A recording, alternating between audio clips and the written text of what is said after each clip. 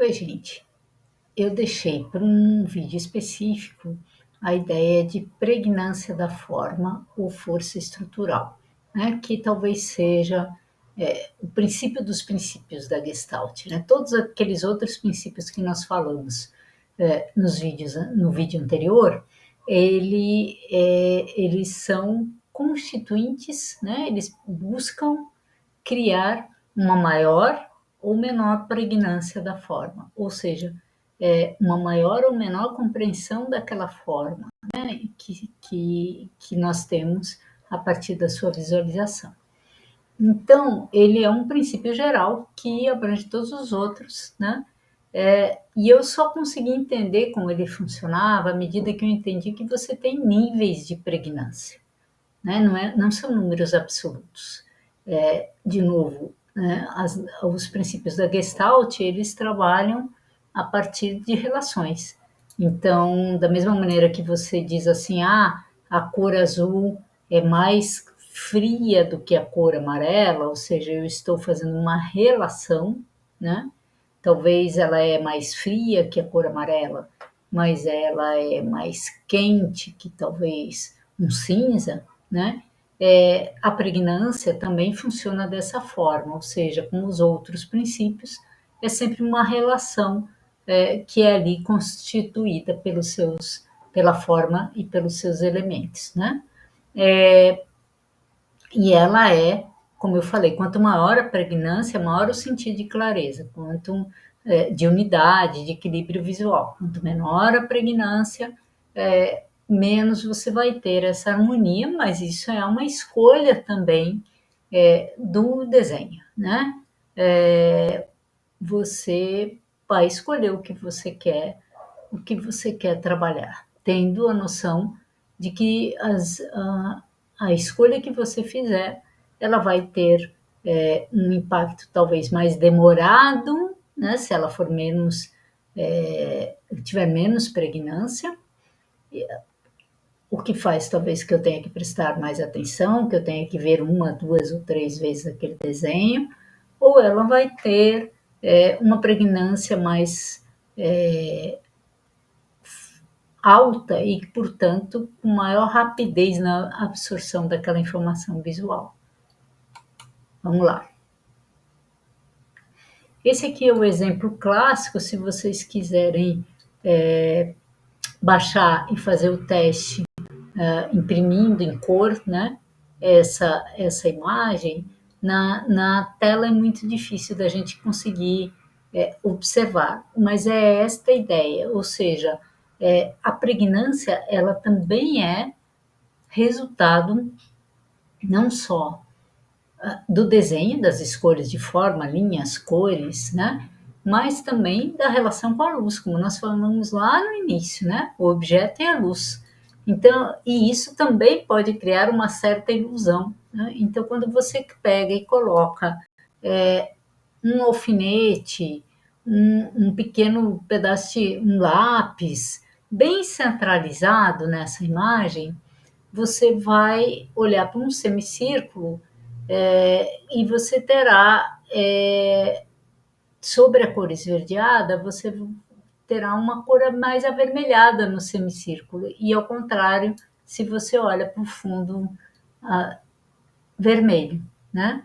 Então, essa ideia do anel circular, ele dá essa perspectiva, ou seja, dependendo do fundo, dependendo da luz que nós tenhamos, né? Ou seja, para que lado eu vou olhar, o vermelho absorve, talvez aqui, menos luz do que o verde, né? E aí ele dá uma coloração para aquilo que seria o cinza absoluto, né? A gente pode ter ele mais esverdeado ou mais avermelhado, a depender, né?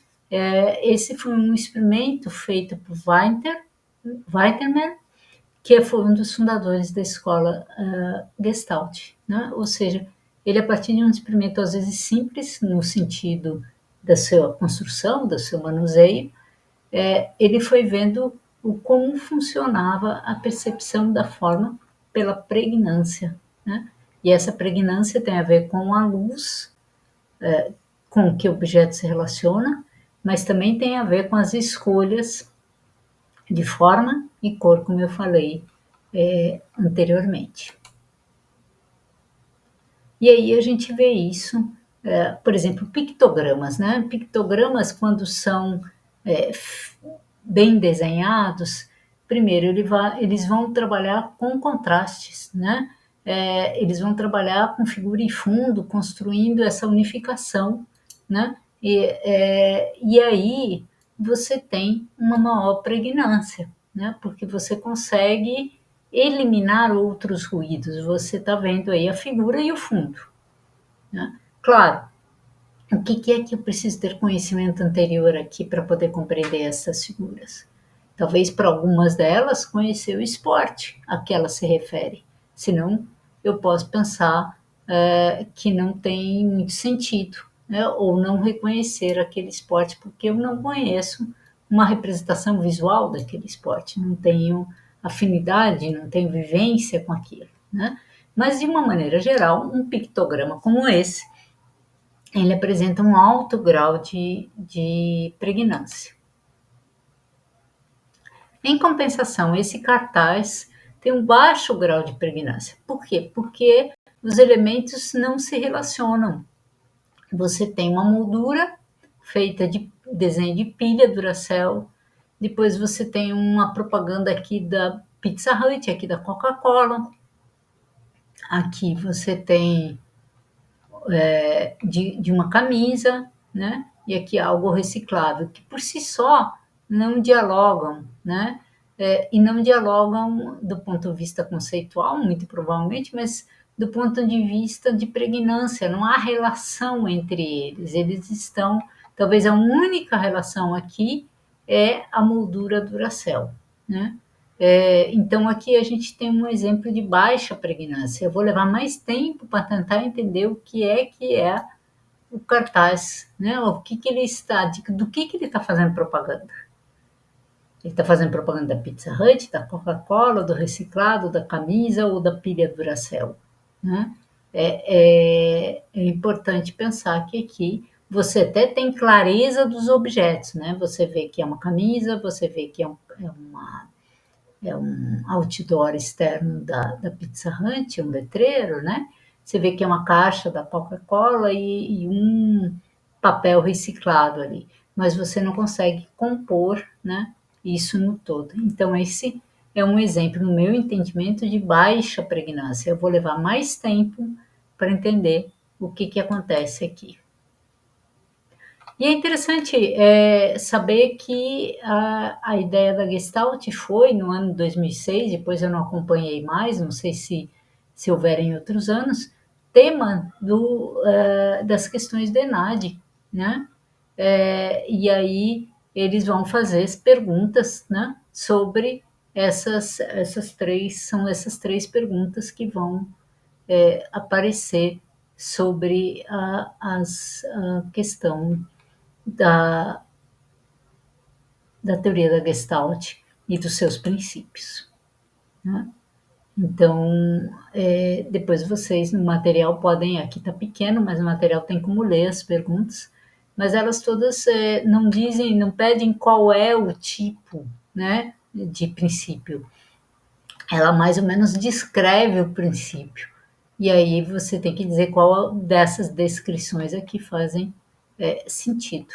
E isso eu achei bastante interessante para a gente terminar aqui a nossa fala sobre o último princípio, que é o princípio máximo, né, de pregnância.